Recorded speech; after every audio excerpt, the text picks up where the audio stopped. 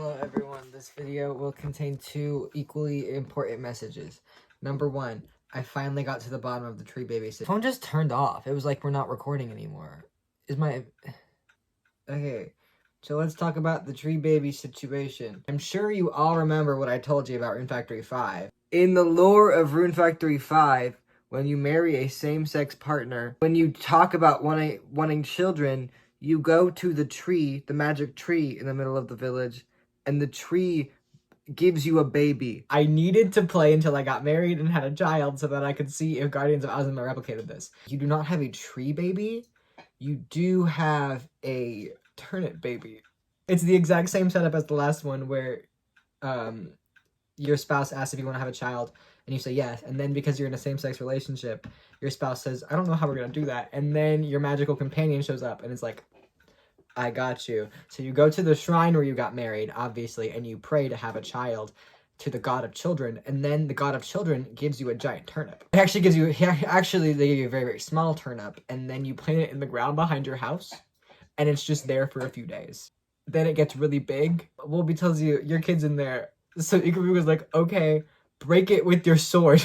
So I had to chop my baby out of that turnip, and that felt mean.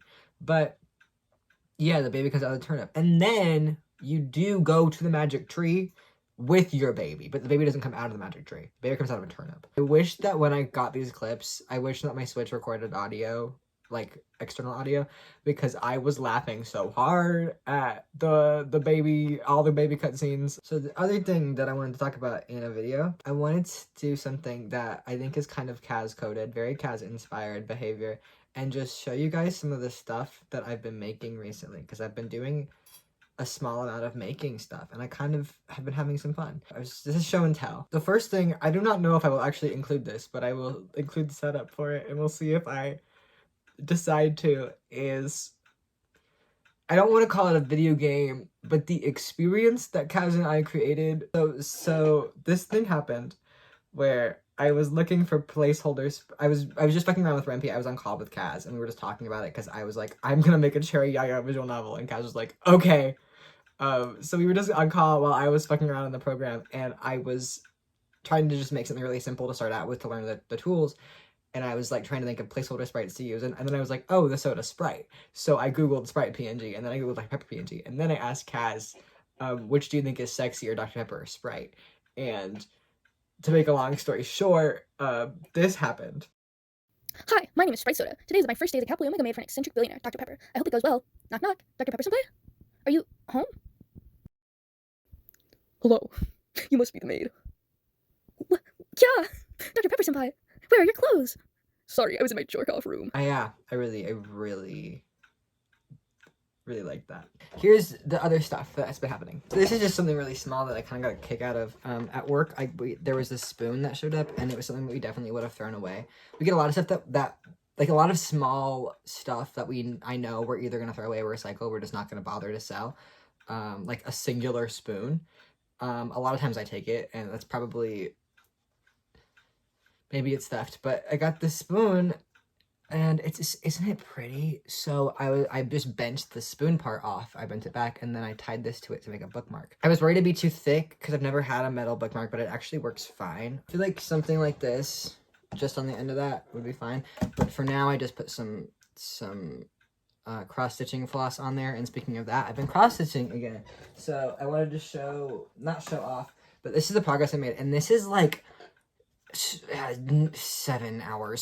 So ever since I've started cross-stitching, I've always been a little bit of a thief about it, because people do this thing where they sell cross-stitch patterns, but in the promo for the pattern, they put a full image of the cross-stitch. And cross-stitching is like paint by numbers, right? So you don't need the pattern if you can see it, so you can just copy it. This time, I'm making a present for my mom for her birthday, and she's a librarian, and I was just looking up like inspiration stuff, and like I stole this concept, but I was like, I don't want to just take an image of a cross stitch this time. It feels cheap and kind of lazy. So I finally did one Google search and found a program that I can make cross stitch patterns in. Flosscross.com. Thank you. It's so easy to use. And so that's the pattern, and then this is this. I think you can already see I made a mistake. What were the mistakes I made? On the E, I just have been leaving those nubs off because I forgot on that one, and then I was like, whatever. So I'm probably gonna go back and add that.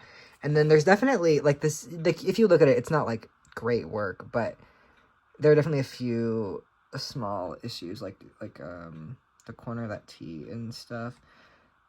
And I don't like. This isn't professional work, is what I'm saying, but you knew that. So yeah, I'm really excited. I've been really enjoying doing that. I put this on a sticky note. So the music festival, the Bluegrass Festival is next month. I took time off work, so I'm very excited to go see it. I've been trying to get like back into it with like instruments. So I need to get up to snuff with guitar, mandolin, hopefully something on the violin, but it'll be bad.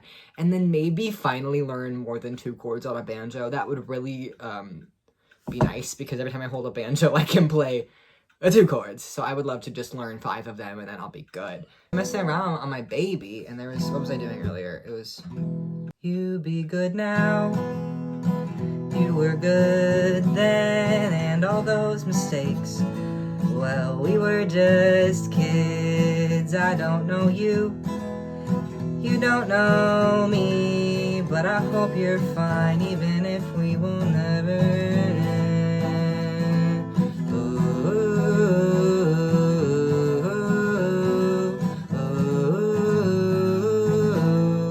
That was really fun to noodle around with, because I haven't done that in just forever, like noodling my own shit. I wrote something on the mandolin a while ago for like a bard kind of vibe, but that felt like really like just like raw, letting yourself do something very, very simple. It felt very, very high school music of me, and I really enjoyed doing it. I haven't done that in a long time. My sister has been saying a lot that she wants to get into doing music, and she wants to like write music together. And the hard thing about when someone says they want to do an artistic thing with you, even if you both really want to do it, it's just really hard to be vulnerable in that way with another person. And what I've been trying to do a little bit more is sort of like do a goodwill offering of my vulnerability to make it easier for the other person to feel comfortable doing that with me. Because you can say so many times that you're not like worried, that you won't judge someone for what they do, but it's really hard to convince someone of that. And I know that personally. I'm never convinced of that, but when another person presents it, it makes it easier.